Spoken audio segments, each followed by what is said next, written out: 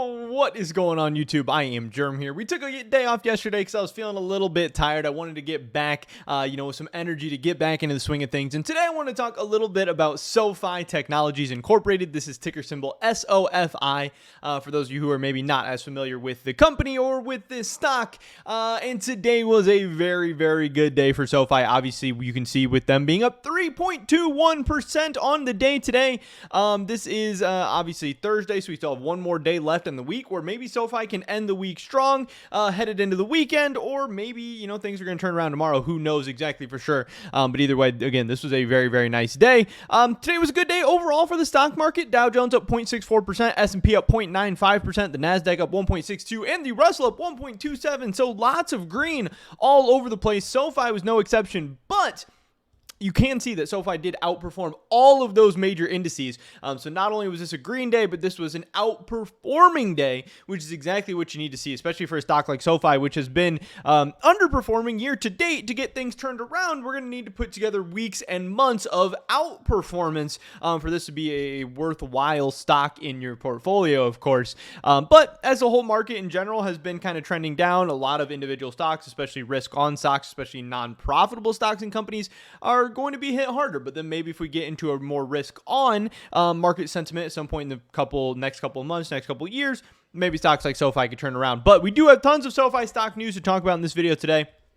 First up, we have this Yahoo Finance article talking about Sofi stock, near-death experience or deep discount bargain. And this is something that definitely a lot of people are talking about because, again, just even when you look at this Sofi chart, look at the 1 year. This stock has a 52-week high of 24.65 and a 52-week low of 4.82. This stock has gotten so low, all the way down to 4.82, that the company is even talking about the potential of reverse stock splitting, trying to get that stock share price back up. So they don't risk getting into, like penny stock territory. So they don't risk, not being able to get into certain people's portfolios or certain, institutional investors' accounts and stuff like that. So this is a very, very real thing. There are people saying, hey, this thing was 25. Now it's 5. That's a huge discount. I think this can go back up. Hey, Sofi's going to reach profitability in 2023 or 2024. I want to be in before then so I can get this huge run up. Or it's just undervalued right now as the whole market is being oversold. And then there's some people saying, hey, we're about to go into a recession. We're about to go into a depression. Maybe unprofitable companies like Sofi are going to be some of the companies that get crushed in an environment like that. And maybe Sofi is not going to make it out of this whole thing. That is definitely something to keep in mind. And that's obviously a conversation that Yahoo Finance is trying to start and wants to be at the front of your head. We also have this coming from investorplace.com. Dear Sofi stock fans, watch June 24th very closely, and that is tomorrow. That's why I want to talk about this as well, getting you prepped for what some people are considering a very, very big day tomorrow. Sofi has seen significant turbulence this quarter.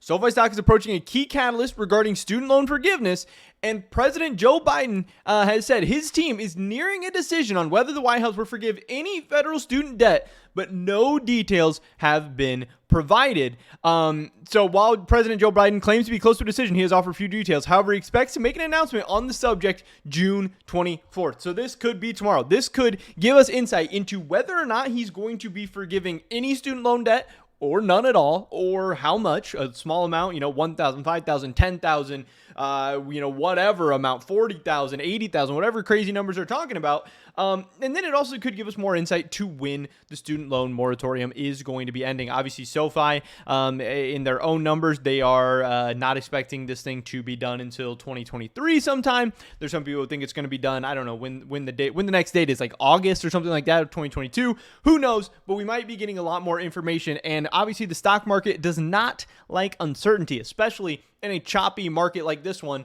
So even if it's not the best news for Sofi that comes out tomorrow, at least some news, some certainty, some solid information could bring the stock upwards, even if it doesn't end up being the best information. But either way, again, if you are interested in Sofi or you are investing in Sofi and care about the short-term movements or swings at all, and in some ways care about the medium to longer-term movement, definitely want to keep an eye out on what President Joe Biden has to say tomorrow on June 24th.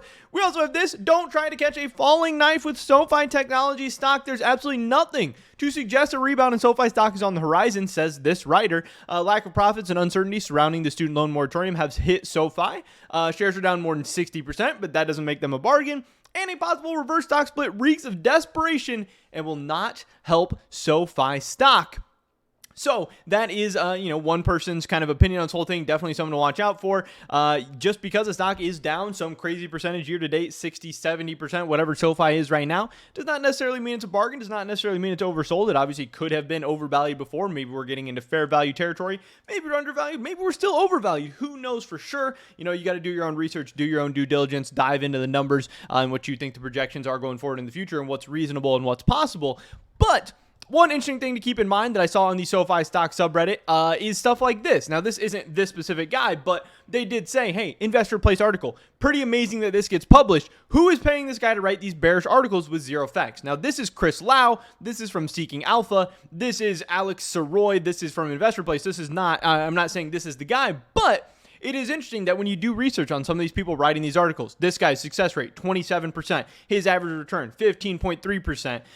But this is obviously measured over a 1-year period. And hey, stock market hasn't done that great in the past 6, 7, 8 months. So I'm not necessarily trying to call this guy out. I'm not trying to knock him or anything like that. But you do have to remember every article, every post, people like to make fun of Reddit and Twitter saying, oh, it's just random people posting. Oh, it's Redditors. They're anonymous. You can say whatever you want. They're just spewing bullshit, yada, yada, yada. But even these people writing articles, even these people you see on TV, even these big time people, whatever, they are still just human beings at the end of the day, and they have incentives, they have motives, and they just sometimes are pretty stupid and sometimes don't know what they're talking about, especially, people writing articles for websites and stuff. Sometimes they're getting paid by clicks and they just want you to click. Sometimes they're getting paid just by putting articles out, and they'd rather put an article out than put nothing out. So just kind of keep that in mind. But I also thought this was kind of funny hey, SoFi stock subreddit was kind of calling this guy out, and hey, that is out there. Everyone, these are just normal people. But hey, this guy's also ranked number 19,000 out of 20,000 overall experts that they have been ranking. Some big news coming out today is that SoFi has hired a new CTO. As per this SEC filing from yesterday, I haven't clicked on this yet, so we'll see what this says. We have Rochelle Jeremy, who is obviously SoFi. Here you can see we have the Chief Technology Officer. We have a new person in place. This is very, very exciting. Jeremy Rochelle, based on his LinkedIn profile, he will take the position of CTO and Head of Engineering, Product, and Design. To be honest, I'm having a hard time even finding out who was a CTO prior to now. I even looked through all Form 3 filings and no mention of a CTO. I wonder if SoFi even had a CTO. So, hey, this, they say no. SoFi has not had a CTO before, and as is apparent from their terrible functionality of the app and lacking of innovation. So this could be a really, really big time for SoFi. Now they have a Chief Technology Officer in place to start implementing a ton of functionality, getting a really, really great user interface on their app and all that stuff, and then getting new features and getting great working features and getting a really sleek designed app. Again, if you want to be fintech, if you want to be the one-stop shop for finance, if you want to be, the AWS of finance, you want to be all these things, you need to be on the cutting edge of technology and features and user interface and all that stuff. So hopefully this guy does a good job in regard to that. But just having somebody at the helm, being in charge of some sense of direction and accountability in those aspects, I think is going to be a very, very good thing. So I think that is some awesome news for SoFi. We also have Anthony Noto responding to M1 Finances, increasing their APY to 1.3%. Anthony Noto looks like M1 is trying to get ahead of SoFi with their checking APY. Will be 1.3% starting July 1st. And Noto responds dropping a bomb. He says, what does that asterisk say? It says members will now earn 1.3% with an asterisk. He says, I bet it's not apples to apples. Really hard to give an interest rate that high without being a bank. And obviously that bank charter is a major, major advantage that SoFi has over a lot of these other companies. We'll have to be, watching out for how that plays out. People still talking about the reverse stock split. When is the vote, and do you think it will happen? There's a lot of people talking about whether or not the reverse stock split is going to happen, whether it's good or bad. That debate is raging on. We'll have to see how all that goes. And lastly, today, this guy's posted an article that said, SoFi has moved on from student loans. Maybe the bears should too, because just like in that article I referenced just a moment ago, so many bears, so many people who are bearish on SoFi stock, who are still calling it overvalued or a terrible bet or whatever, keep hinting at the student loan moratorium, how it keeps getting pushed back, how student loan debt's going to get forgiven or whatever. But we have already heard from Noto. We've already heard from executives at SoFi saying, hey, student loans are good for us. We make money off of them, but it is not the end all be all. We are going to be okay with or without student loans. This is not going to be make or break for our company or anything like that. So again, like they're saying here, hey, SoFi is acknowledging they are going to be okay. They are not worried about student loans, but the bears, that is the main argument that they keep bringing up. So I thought this was an interesting point and seemed like a pretty interesting article to me. But that is pretty much it for this video today, guys. Tell me, drop a like if you did enjoy it. I would appreciate that so much. Leave a comment down below. Let me know what you think about SOFI. I'd love to hear your guys' thoughts and opinions. Subscribe, stay up to date on all my latest content. Hope to catch you guys in the next one. But until then, peace.